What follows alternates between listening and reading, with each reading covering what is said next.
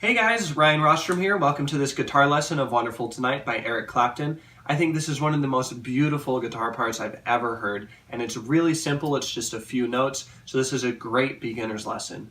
I'll be starting with tabs. I'll play it once through at full speed, and then I'll do it at half speed, also with the tabs, so you can get a good feel for how it looks, and for those of you that read tabs, you can get a good feel for it. And after that, I'll do it really slow, doing it note by note, so you can pick it apart and get through all the tricky parts. Here we go.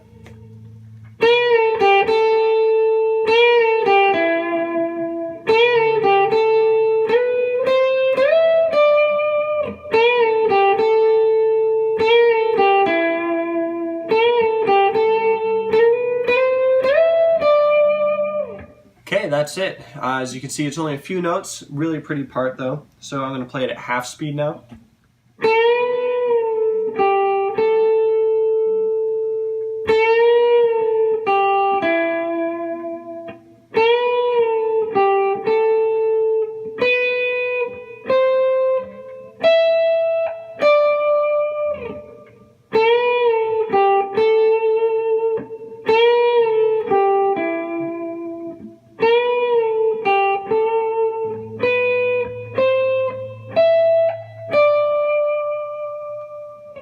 Alright, let's walk through it note by note now. So almost the entire riff is on the B string, which is this one. So your highest pitch note is the E string, and the one right below it would be the B string, below it in pitch, above it in terms of direction.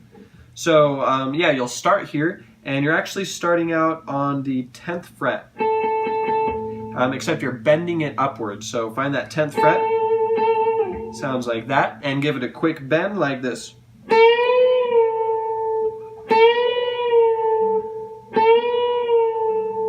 So you get a feel for that, you're bending up to the 12. So it's basically the same thing as doing that, but with the bend you really pull out of a lot of emotion. That's one of the great things about playing the guitar. You can find so much emotion in those bends. And I think a reason for that is there's so many wrong notes in between.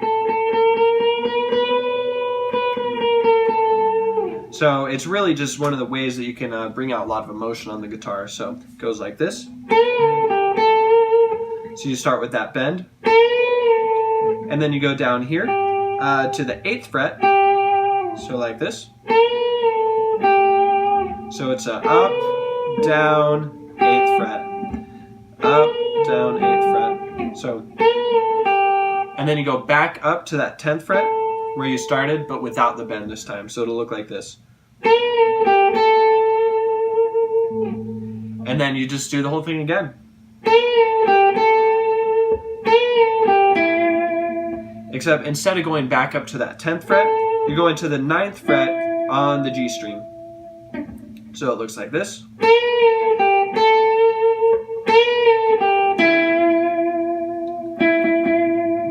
Find that note. And then you're going to go back to the top, do it again. And then this is where you do the walk up. So you're going to jump up to the 12th fret, still on that B string. And then a half step above that is the 13th fret. By the way, if you're not familiar with it, a half step is like one note. So that's a half step, and a full step would be 2 notes. I don't know why they call it a half step or a full step, but that's just a musical term, good to know. So you'll start on that 12th, go up a half step, meaning 1 note, to the 13th, and then you go up a full step to the 15th fret, and most electric guitars will have a kind of a double dot on the 12th fret. That's because that's where it repeats. You've got a full octave in this range. So the 12th is really easy to find, and then you just kind of walk up and then hit that 15th back on the dot. So let's see, we got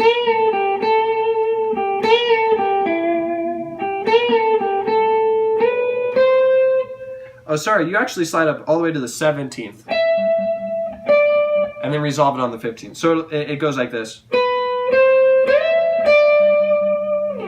One more time. So you got the 12, 13, and then 17, and then the 15. And by the way, if this is easier for you, you can actually move it like this. because the 17th fret on the B string is the same exact note as the 12th fret, right on the double dots, on the E string, the string that's higher pitched than it. So like this. So let's take it from the top one more time. So you start on that 10th fret, and you're going to bend it up.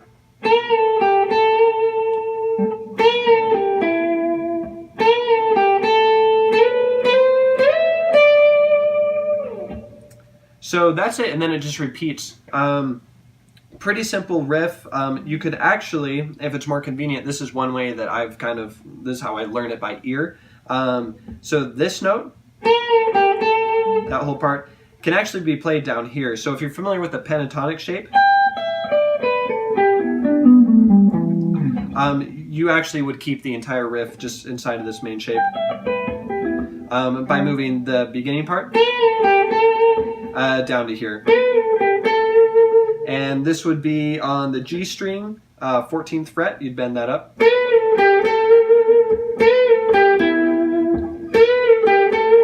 So yeah, if you want to play it this way, you can, totally up to you. So that would be bending the 14th fret and resolving on the 12th fret, get on the G string. And if that's not how you want to play it, that's totally fine. The tabs do show it up here. And I wanted to teach according to the tabs just because it's usually easiest. But yeah, if you are familiar with the pentatonic shape, this way might be a little more easy for you, easier to remember. It's just right there in the side of the box. So you start on the 14th fret, bend it up, and then you would resolve it on the D string, 14th fret. So like, and then you could just walk up right here. So this would be the 12th fret, 13th fret, 12th fret on the E string, and then resolve it back on the D, which would be 15th fret on the B string. And by the way, if you're not familiar with the different names of the strings and the numbers and so forth, don't worry about it. You can just watch my fingers. Works just as well. So here we have the whole thing one more time, but I'm going to play it in the box position.